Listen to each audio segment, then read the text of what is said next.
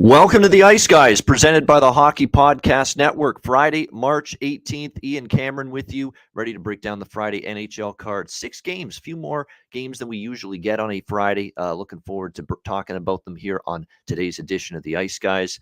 Of course, it was a busy Thursday card last night. A lot of games. We'll recap those. Again, thank you to Brett McLean joining us on the show as a guest yesterday. Did a great job. Cashed his first best bet ever on the Ice Guys show with the Philadelphia Flyers. Plus 155. Stepping up, rising up on Claude Giroux night, if you will. Likely playing his final home game and likely final game ever with the Philadelphia Flyers last night in his 1,000th NHL game. The Flyers found a way. It wasn't pretty. They still sucked defensively at times. And if you watch that game, you know what I mean. But at the end of the day, they found a way. They got it done for their captain in a very momentous night, beating Nashville in that game. Other results that we saw last night, the Toronto Maple Leafs and the Erik Källgren story continues to generate even more steam, more momentum, if you will. Another very fine performance in net from him, leading the Leafs to a victory over the Carolina Hurricanes last night.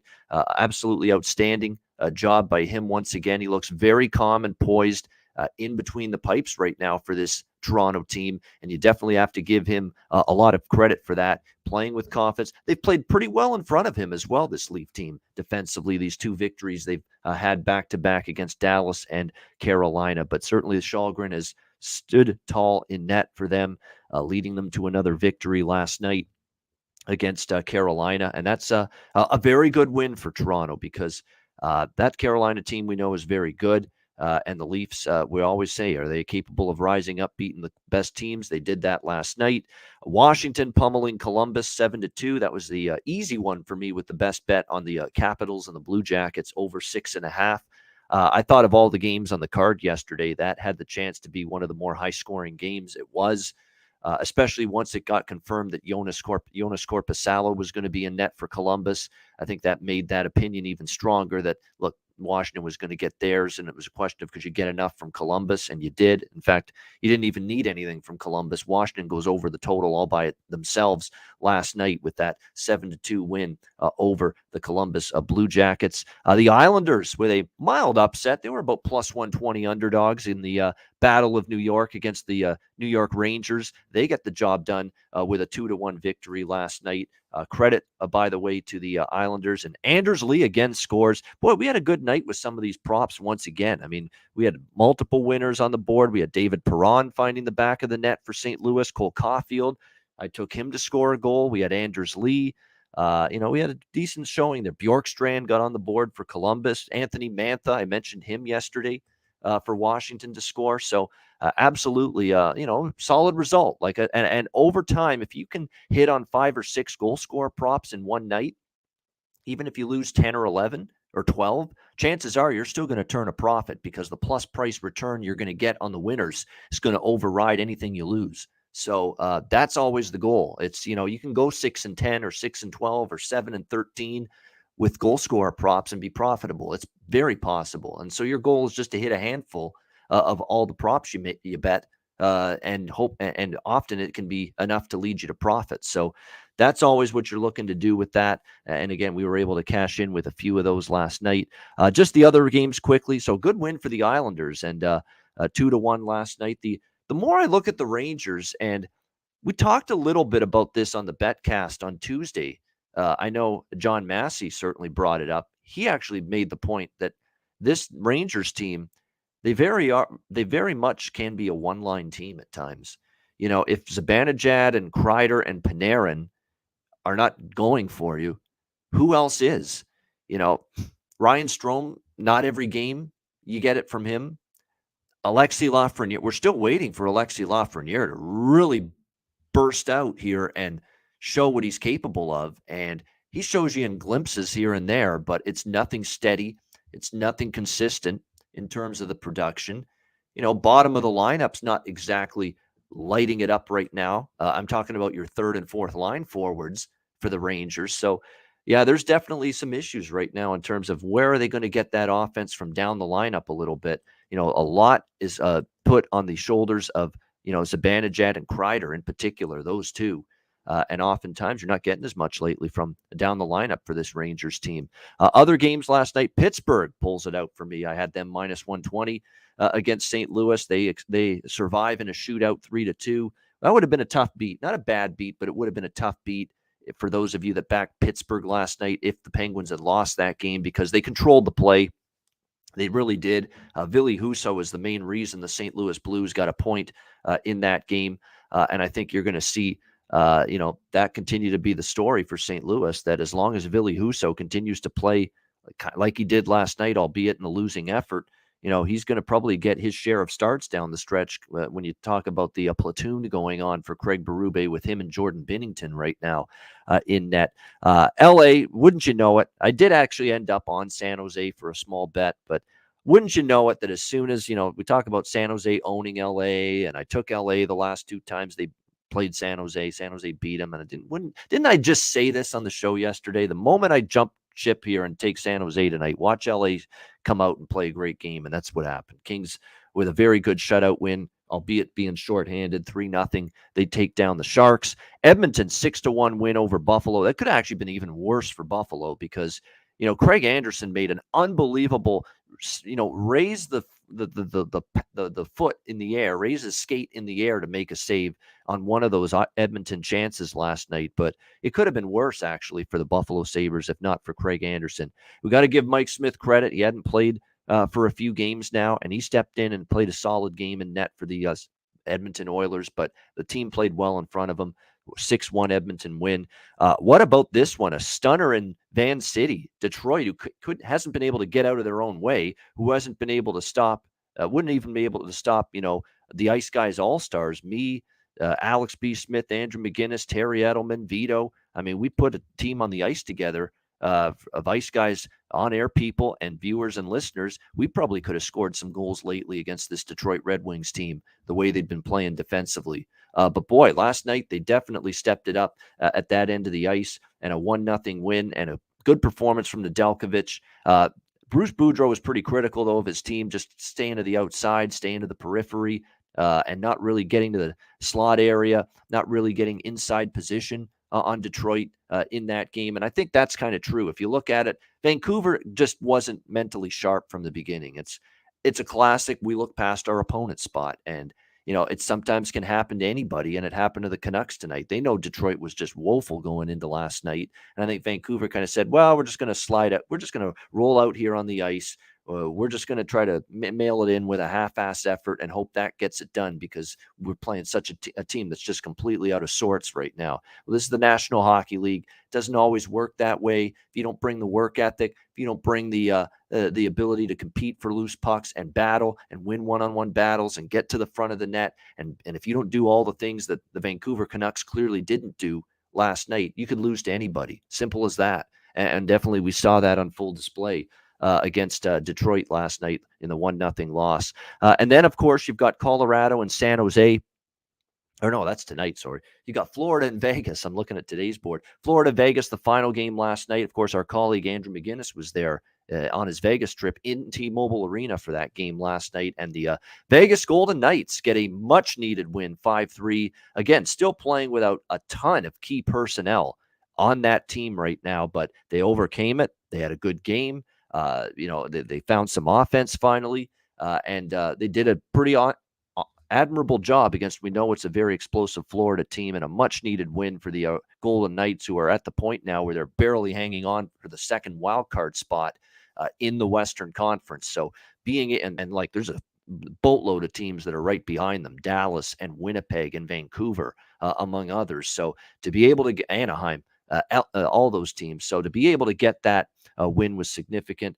Florida, yeah, they couldn't make a Florida's looked totally average on this road trip.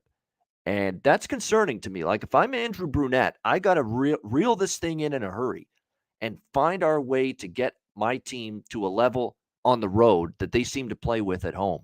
Because right now there is some kind of contrast between the performance we're seeing from Florida at home compared to on the road. I find defensively they break down a little bit more away from home. I find, their offensive execution and their precision, particularly with power play chances, hasn't been good on this road trip. The LA game, the San Jose game, where they're life and death to get past a very weak Sharks team the other night, and very fortunate to do so. And then again last night, you're facing a depleted, shorthanded, struggling, reeling Vegas team, and you basically breathe new life and confidence into them with just a rather blah performance overall. And this is definitely something that you got to fix here if you're Florida. I mean, you're going to have to find your way to win playoff games on the road. Not every game's going to be in Sunrise, Florida, on your way to the Stanley Cup final. So very interesting to see how Florida continues to just have uh, these moments where they look ordinary, and most of the time it's been on the road. So, but a good win for Vegas. Let's give them the credit because they earned the credit. They got everybody stepping up in the lineup last night, and they get a nice win against Florida 5-3. All right, that was Thursday. This is Friday. So let's get into the Friday card. 6 games on tap. Let's start with the Philadelphia Flyers taking on the Ottawa Senators. We've got Ottawa minus 140 to minus 150. Home favorites here in this game. The total right now, 6.5, pretty much across the board in this one. I'm already on the Ottawa Senators here in this game. Now, look, I'll be the first to admit the line's gone up. I mean, if you got in on this early, good on you. You probably made the right choice. But now we're seeing minus 140 to minus 150 at most spots. But this is a clear bet on versus bet against spot for me. The bet on spot is Ottawa, probably playing better than their last 2 games would indicate. They lost to Columbus. They lost to Arizona in their last 2 games. The Arizona game in particular, look, they're all over the Coyotes. Wedgwood was good. The puck just was not going in that night for the Ottawa Senators, but you can't tell me they played a horrendous game, even in a loss against Arizona. It was one of those crazy games where you basically had Arizona, everything they shot, toward the net went in against Gustafsson, who's not very good, by the way. And in Ottawa, just these boatload of chances, just tons of pressure on Wedgwood, and oftentimes the puck just wasn't going in for the Ottawa Senators in that game. But they played well enough to win. They deserved a better fate. They deserved the 2 points against Arizona, even though they didn't get it. I don't think they played as poorly as the final score would indicate against Columbus either. And now they get this Philadelphia Flyers team on the second of back-to-back games off the emotion of last night, where Claude Giroux is honored before the game, his 1,000th NHL game, and what probably was his final game as a Philadelphia Flyer, considering he is probably going to be dealt likely to Colorado or Florida any time now between now and the Monday deadline. And from what it looks like, they're just going to hold him back and keep him in Philly until this trade gets done. He didn't even make the trip to Ottawa for this game tonight against the Senators, so he won't be in the lineup for Philly tonight. And then you look at everything that went into last night. You had a back and forth game with Nashville, a pretty good Nashville team. You're down 4-3 in the third period. You tie it, and then you get the game winner with barely over a minute left, and you win 5-4, and you send Claude Giroux, your beloved captain, out on a high. And before the game, they have the ritual of, usually it's the coach or one of the players. They read off the lineup card, and they starting tonight, Lawton, Giroux, Couturier, they rhyme off the name. Provorov on defense, Ristolainen on defense, in net for us. Carter Hart, they always have the coach or one of the players usually, announce the lineup card in the dressing room before the game. It's a way to get everybody pumped up, fired up, ready and dialed in. Last night, for Claude Giroux's 1,000th game, they brought in his father, his dad, his Papa Giroux came into the dressing room before the game, and he rhymed off the names of all the players in the starting lineup before the game. And then he gave a hug to his son, Claude Giroux, and it was just a wonderful moment. Of course, they go out there, they battle through some ups and downs. They have the early lead. Nashville comes back. Nashville takes the lead. Then Philly comes back, ties it, and wins the game. And then you have the big, skating the lap or two around the ice surface there. Claude Giroux with his teammates at the end, crowd giving him a standing ovation. And now you got to come back and play tonight against Ottawa after all that. I mean, it's just it's handicapping 101. It's a brutal spot and situation for Philadelphia. Now, Ottawa isn't without concerns tonight in this game. They've got some injuries. Thomas Chabot out for the year is so heartbreaking to see that. He's had a good season, and obviously he'll be missed on the blue line. You got to fill those minutes. He plays in every situation. He's terrific at both ends of the ice. He moves the puck, gets the offense started, north-south transition. He's very good in his own end as well. You miss all of that. Timmy Stutzla's day-to-day with an injury as well. We'll see if he plays. They were hoping to have Drake Batherson back tonight, but it looks like they might hold him out for at least another game. Tim Stutzla may still play, by the way, the lower body injury. They're saying a game-time decision for him. So, look, there's a lot of issues here and concerns that I've got with Ottawa's health right now going into this game, but I still look at this as I don't want to say Philly's laying down tonight and they're just going to get absolutely crushed, but this is just not a spot I trust Philadelphia to show up and be their best after all the emotion of last night. And certainly with Mr. Beach Ball in net, Martin Jones. I haven't even gotten to that till now. Martin Jones in net tonight for the Philadelphia Flyers on this second of back-to-back games. So when I look at this here, it's a situation. It's a strong situational bet for me with Ottawa.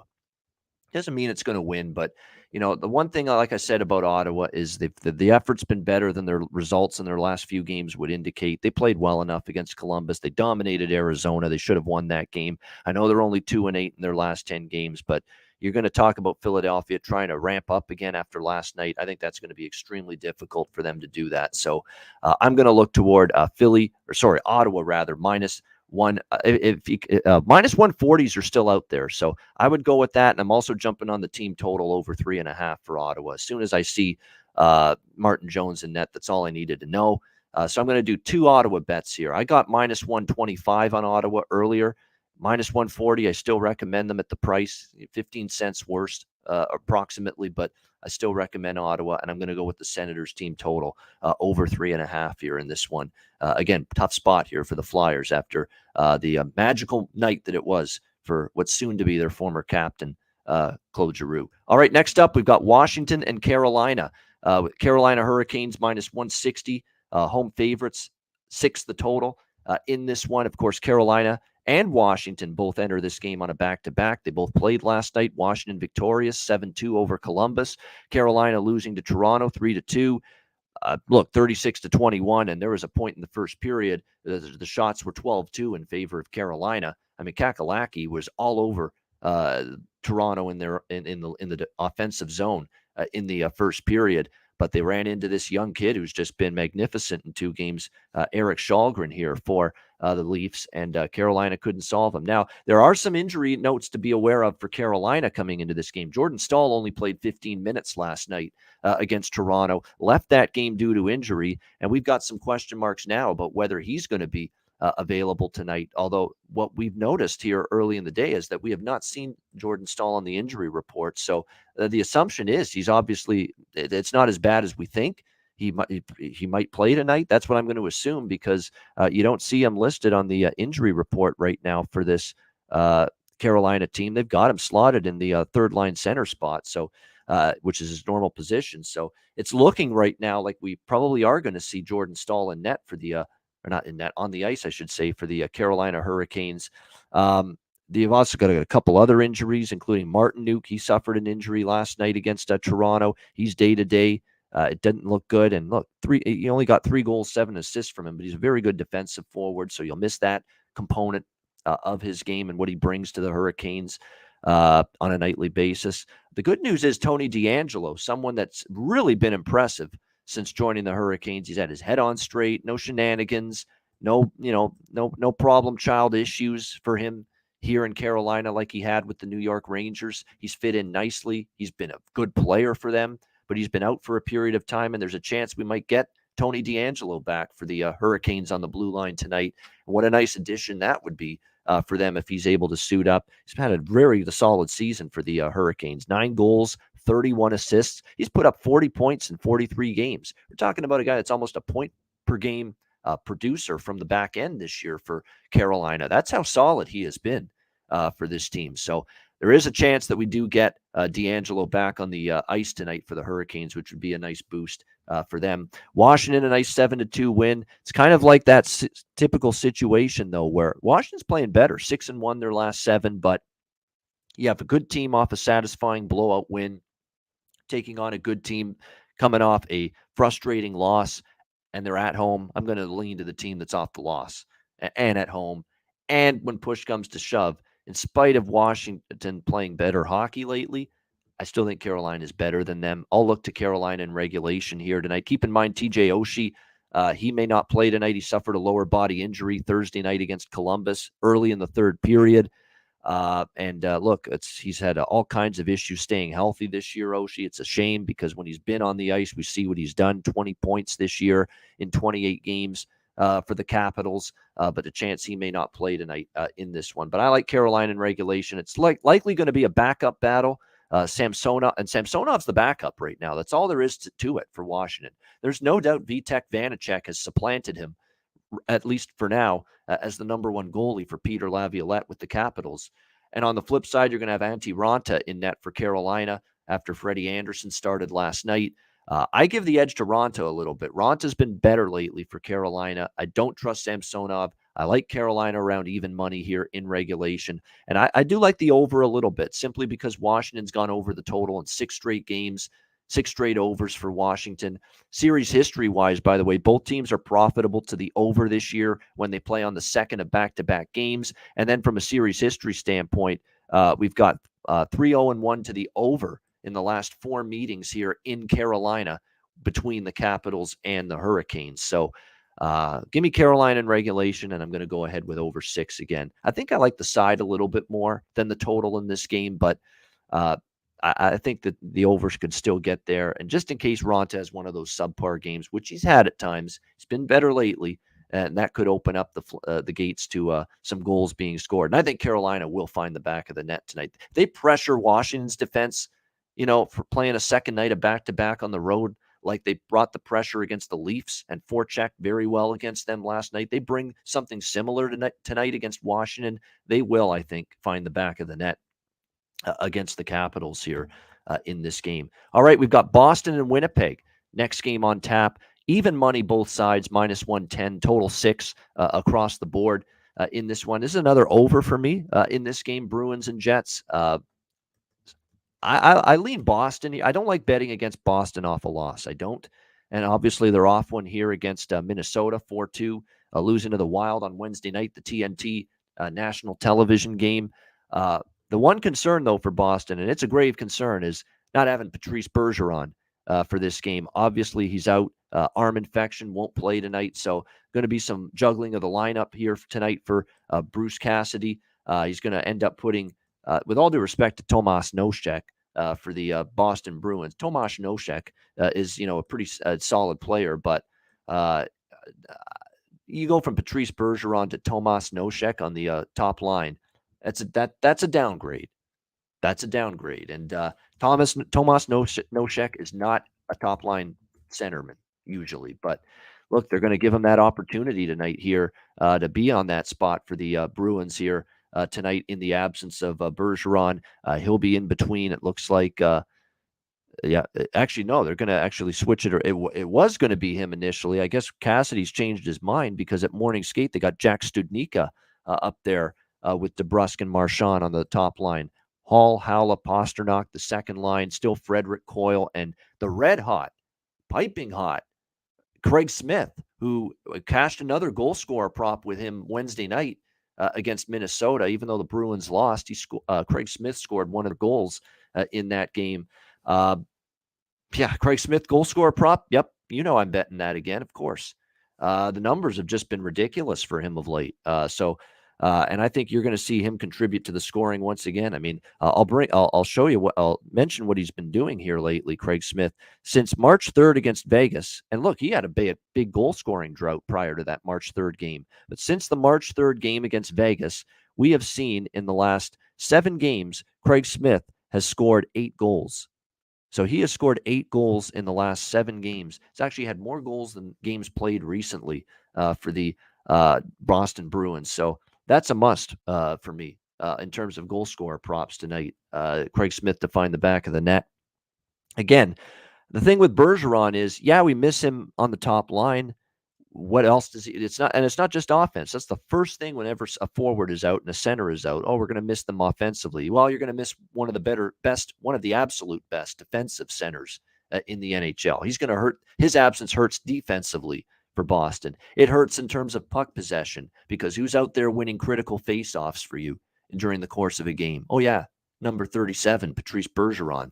That's who. So definitely, I think when you look at it, you're going to miss his offense, going to miss his presence on the top line. Another player, Bergeron, that plays in all situations, 5-on-5 even strength, power play, penalty kill, all those situations. But you're going to miss the defensive component that he always brings to this hockey team. And you look at the goaltending, Linus Allmark continues to be up and down to me this season for the Bruins. I'm actually a little bit surprised he's starting tonight instead of Jeremy Swayman, but it is going to be Linus Allmark for the Bruins. And you've got Connor Hellebuck, and we've talked about for Winnipeg, and we've talked about Connor Hellebuck for a while now. He's Connor Hellebuck is not right. He's struggling mightily at the moment. Even in the game against Vegas, actually, I think it was it Brossois or was it? No, it was Hellebuck. Brossois playing for Vegas. What am I talking about? It was Hellebuck for Winnipeg. It wasn't Eric Comrie that night. It was Hellebuck. He played a little bit better. Actually, 38 shots he faced. He allowed 3 goals on 38 shots. That's not bad. It was actually a step up for Hellebuck, but still. Prior to that, it's a guy that's been giving up goals in bunches, and you got to face, it's a very capable Bruin team. You look at Hellebuck actually going back to February 25th, he has given up at least 3 goals in every start. Like we're talking about that Vegas game where they won 7-3, like it was some great performance, and he still gave up 3 goals, and he has given up at least 3 goals in net for the Winnipeg Jets in 7 consecutive starts. The over has cashed. Let me see the over is 6-1 in those 7 starts as well. So the over is 6-1 in Connor Hellebuck's last 7 starts in net for the Winnipeg Jets. So that's why I'm gravitating toward the over here tonight in this game. I lean toward Boston. I like them off a loss. You always think that in the back of your mind, team steps up in the first game without, one of your leaders, one of your best players. We saw it with Austin Matthews out for 2 games. Did the Leafs miss him? No, they dug down and found ways to win. It happens a lot. It really does. First game without a key player, and everyone digs in and plays well. And you could see that for the Bruins. I definitely lean Boston, but I'm probably going to stick to the over here in this one and just go with that. And a few props. Kyle Connor, you're right, goal in 5 straight games. I'm not going to tell anyone. Like, you're not getting the great prices anymore. You're getting plus 120, plus 140 max for the most part on Kyle Connor to score a goal. I'd still be interested in Adam Lowry. I've mentioned Adam Lowry a bunch lately, and it's so true. Like, he's scored 1, 2, 3, 4, 5 goals in the last 10 games or so for the Jets. He's getting chances. He's getting shots on goal, and you can get just an incredible price for him to find the back of the net for the Winnipeg Jets. And, he has been making an impact lately for them. So in terms of goal scoring here, Adam Lowry, I think, is an option. Connor's on a roll right now, even though the value is not great. So there's definitely some decent options here from the Winnipeg side as well. In terms of goal scoring props, maybe go with Ehlers. Ehlers is starting to heat up now. It took him a while coming back from injury. He's got 3 points in the last 2 games. You could go register a point on Ehlers. You could get him maybe to score a goal, bet him in terms of the goal scorer prop because he's found the back of the net now in back-to-back games against St. Louis and Vegas. Again, 3 points in the last 2 games. You can bet him to score a point. Could even be a little adventurous here, go over 1.5 points on Ehlers, get a huge plus price on that. But nevertheless, like the over here in this game, in this one. Yeah, it's just that it's that kind of week for Sim. I'd love it too for, Jimmy and Alex and Andrew to be here, but Jimmy's busy as hell. We're days away from the trade deadline. He's got a ton of articles he's got to do on a daily basis. It's hard for him to squeeze, escape and find some time. Andrew's in Vegas, on a trip. I'm not going to bother him too much when he's away, and he's got things that he's doing while he's there. And Alex has this thing going on with his apartment where they're drilling and they're making a shit ton of noise. He's barely even able to stay in his own apartment and function right now at the moment, let alone do a show from there. So, yeah, I mean, it just is what it is. That's why it's me today. But we're going to have Vito on tomorrow. We're going to have Jake Hahn is joining us again. He's been on the show a couple of times. Jake Hahn and Vito will be joining me tomorrow on the Ice Guys show for the Saturday edition. Vito will be back on Sunday as well. So we've got that going on. I will have to miss, believe it or not, a couple shows next week for the Ice Guys because I'm going to San Antonio. I'm flying there next Thursday.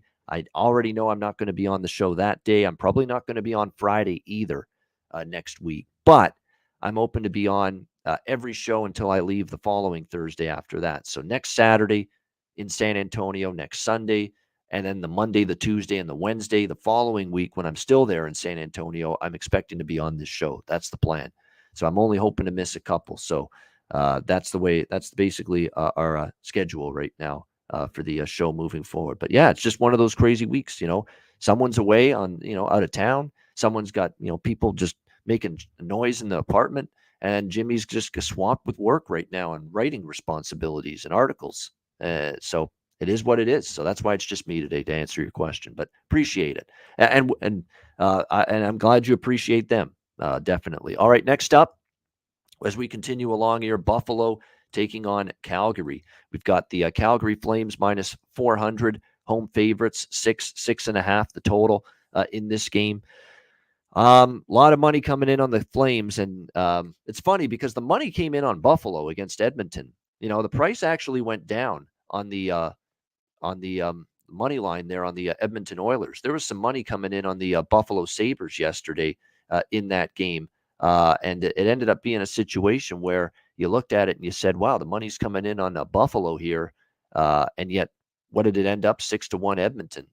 All that Buffalo money was dead wrong in that game. And now, after seeing the 6-1 loss to the Oilers last night, now the betting markets are pouring in against Buffalo tonight because Calgary opened minus 340. I'm seeing them minus 400 and even higher than that now in a lot of places. So definitely a factor. Yeah, Mike Smith probably was part of that. I wouldn't argue with that. That's probably part of the reason why we saw the money come in on Buffalo a little bit.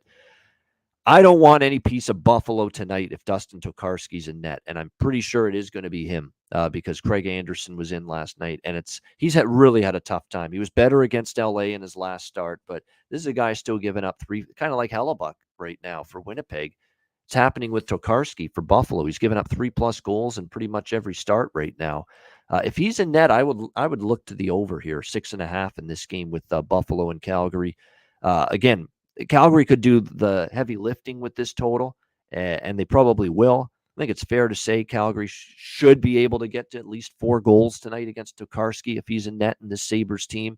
They scored 6 in a 6-3 win against New Jersey. And oftentimes when you see Calgary play, these lesser teams at home, more of a track meet. That's what I've noticed, been a little bit more of a track meet here for Calgary. Look at the 5-4 game with Montreal that they played on home ice. A little bit more of an up and down affair in that game. New Jersey in their last game on Wednesday night, 6-3 was the final score in that game. I don't want to say they fall asleep defensively against the lesser teams, but I think they're more willing to not be as emphasize. They don't emphasize quite as much. Just this lockdown defensive type of play. So, in this game tonight, I think Calgary can get 4 or 5. You get a couple from Buffalo, there's your over. And I think that's the way I'm going to go about it. I'd lean Calgary puck line as well. I'd lean Calgary team total over, but you're not getting value with that. The one thing that does concern you is Calgary at times has been prone to either let down spots or look ahead spots. They have been prone at times to those.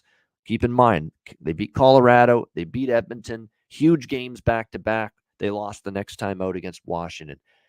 Keep that in mind. So, you worry about some of these situations like that. They have the big win against Minnesota, back-to-back big wins against Minnesota, February 26th, March 1st, 7-3, 5-1 wins back-to-back against the Wild. And then the very next game against Montreal at home, they lose 5-4 in overtime. They have been prone to these kind of situations. And obviously it's a little bit of a bigger game tomorrow night playing Vancouver inside your own division compared to the Buffalo Sabres tonight. So you do have to factor that in and keep that in mind a little bit. So I do worry, what are we going to get from Buffalo to help us out with this over? But at the same time, the Calgary team total is no bargain. It's 4.5. The puck line, you got to lay a price with that. Minus 160 on the puck line. Are you kidding me? I mean, you talk about not getting a whole lot of value. So I'd make a case for the over, a lukewarm case in this one.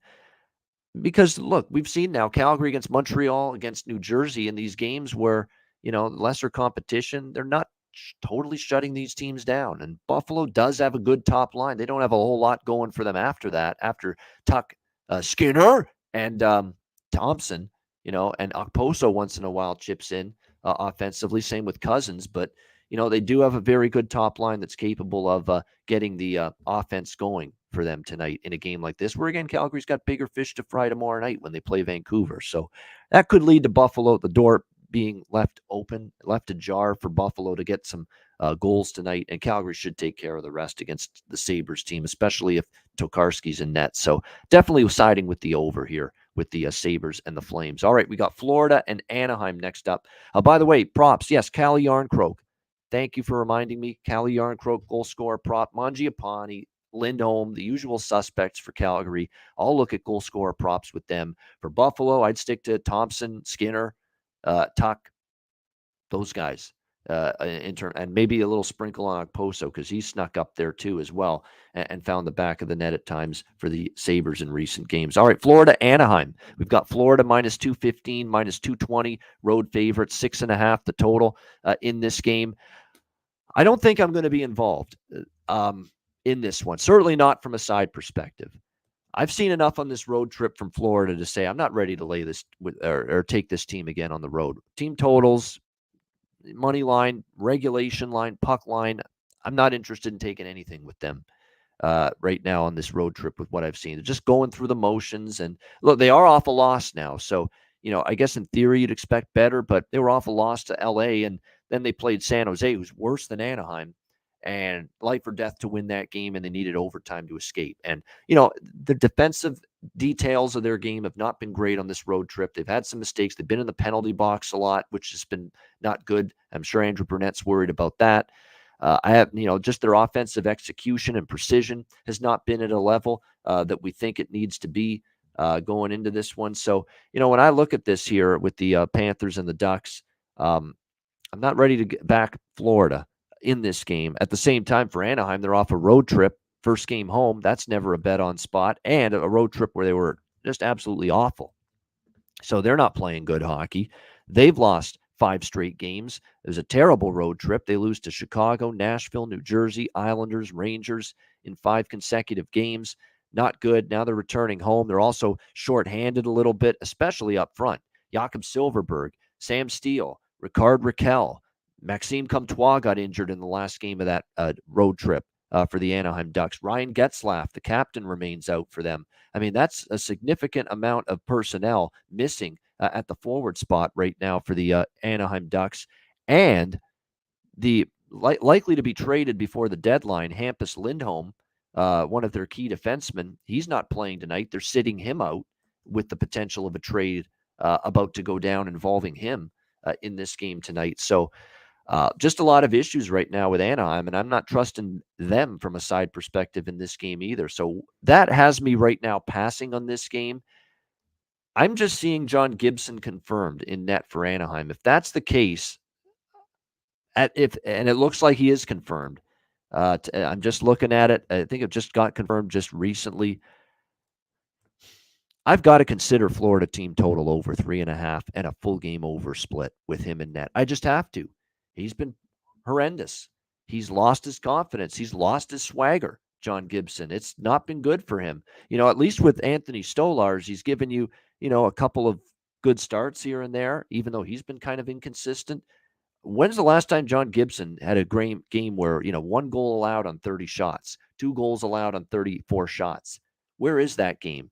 Where is that game from John Gibson? He has basically, you chart John Gibson's game log going all the way back to February 11th. So this is over a month of extended struggles for John Gibson. Here's what we've got for him. He gave up 4 to Seattle. He gave up 4 to Calgary. He gave up 7 to Edmonton, 4 to Vancouver, 4 to LA, 3 to Boston, 5 to Vegas, 5 to Chicago, 3 to Nashville, 4 to the Islanders, and 4 to the Rangers. He is giving up 3 goals minimum in pretty much every start since February the 11th. And in fact, in all but 2 of those starts, he's given up at least 4 goals. He's got issues right now. He's just not playing well, John Gibson, at the moment for this Anaheim Ducks team. So now with him confirmed in net, this is definitely going to be a Manson traded as well, as Alex77 in the chat points out. That's one of your more stable, steady, stay-at-home, good defenseman, knocks people down in front of the net, clears the front of the net, good body position, active stick, physical. Like I say, if someone's trying to get a loose puck in front of the net, in front of the goaltender, Josh Manson knocks them down on their can, puts them on their keister. You like defensemen like that. And oftentimes Anaheim doesn't always have that with the rest of that group, when you look at them 1 through 6. So now with Gibson confirmed, Florida team total over 3.5, -140 now becomes appealing to me.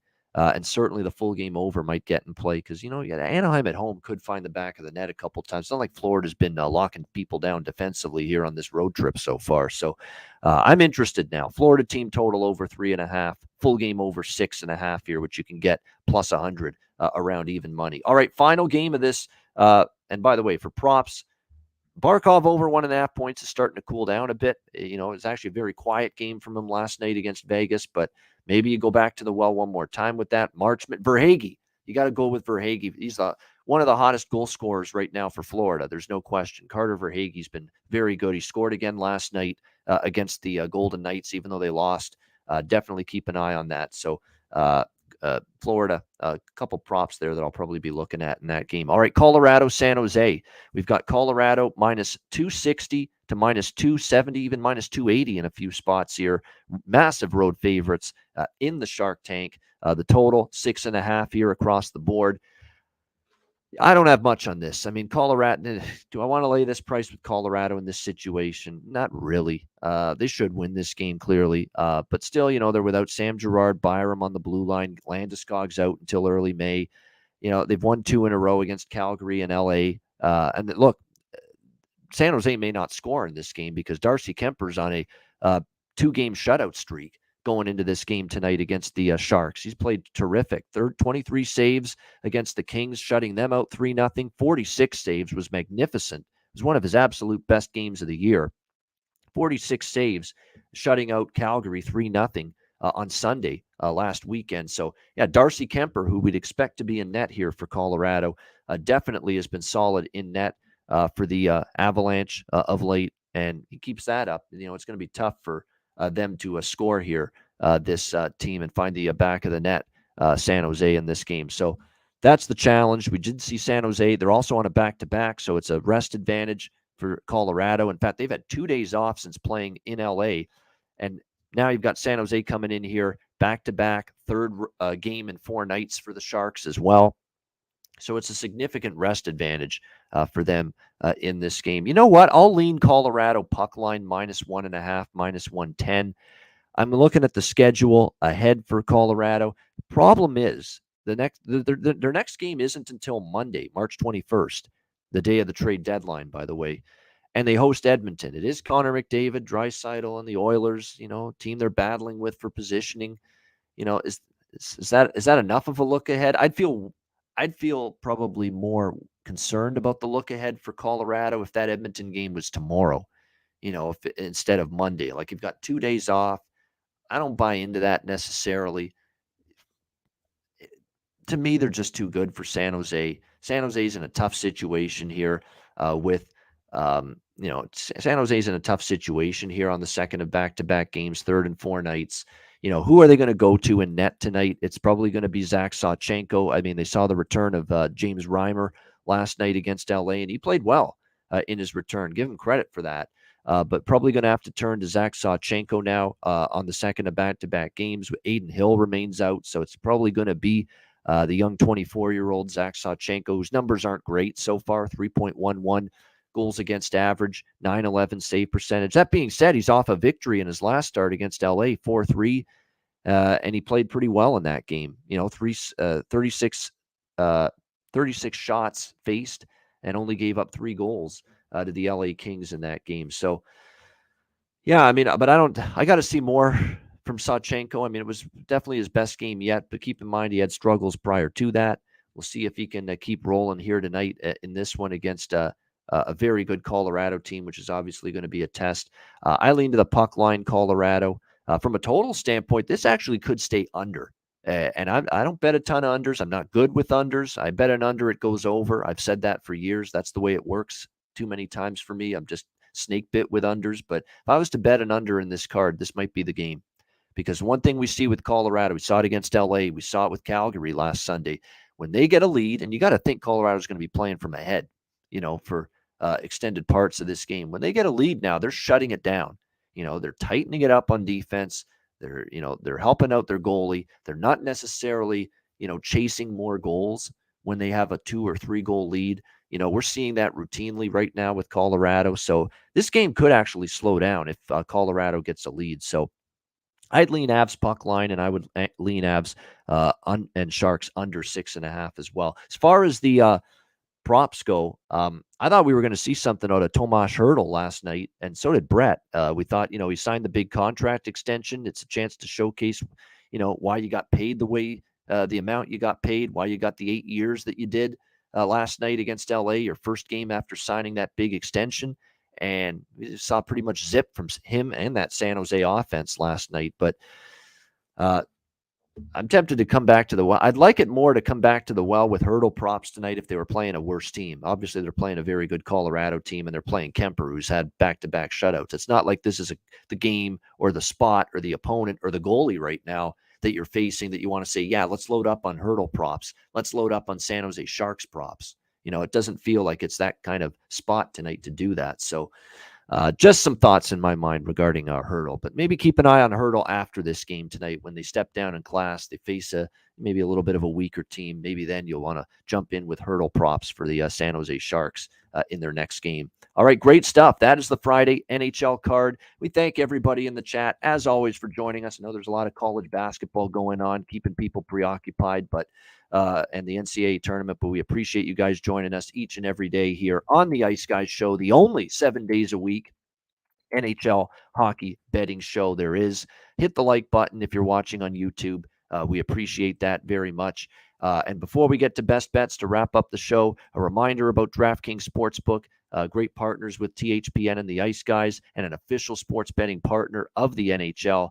They're giving you your shot to win big. New customers can bet just $1 on any NHL team and get $150 in free bets if they win. That's right, a bump in the win column for your team means free bets for you. If DraftKings Sportsbook isn't available in your state yet, you still have a shot to light the lamp. Everyone can play for huge cash prizes with DraftKings daily fantasy hockey contests. DraftKings is giving all new customers a free shot at millions of dollars in total prizes with their first deposit. Download the DraftKings Sportsbook app now. Use promo code THPN. Bet just $1 on any NHL team and get $150 in free bets if they win. That's promo code THPN at DraftKings Sportsbook, an official sports betting partner of the NHL. Must be 21 years of age or older. Restrictions apply. Must reside in a DraftKings Sportsbook state. See DraftKings.com/sportsbook for more details. Gambling problem, call 1-800-GAMBLER. Download the DraftKings app, sign up for an account, and use the promo code THPN. All right, it is time for best bets now to wrap up this edition of the Ice Guys for a Friday. My best bet, I'm going to do it here. Even you're getting a little bit of a worse price. I'll be the first to admit. Is it a great value? Is it a great price? No, it isn't right now, but we're going to take it anyway. Even after the 25-cent move that we've seen, Ottawa Senators minus 140 against the Philadelphia Flyers. I like the situation. Philadelphia, obviously, last night, very, very emotional night for them with Claude Giroux in his 1,000th game and probably his final game as a Philadelphia Flyer. Now you're on a back-to-back. You've got the Civ known as Martin Jones in net, Mr. Beach Ball. You got an Ottawa team that, they're struggling. This is their perfect opportunity for a win. Shabbat being out, unfortunate. And obviously they're going to maybe be without Stützle as well.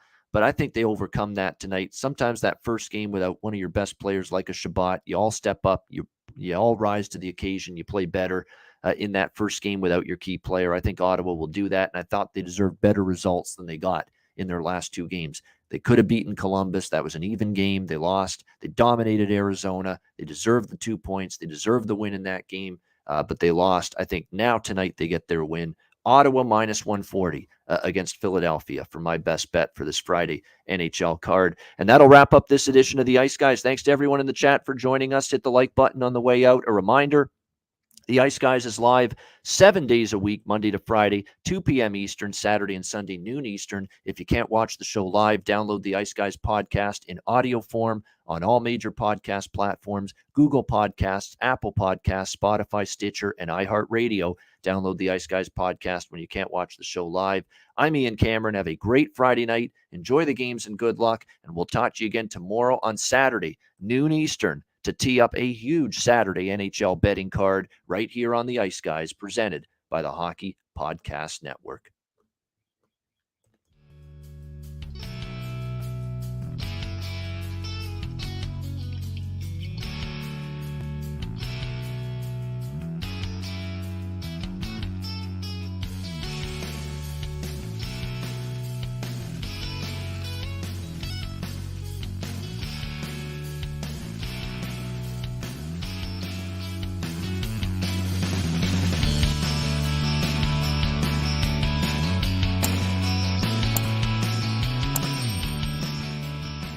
Right.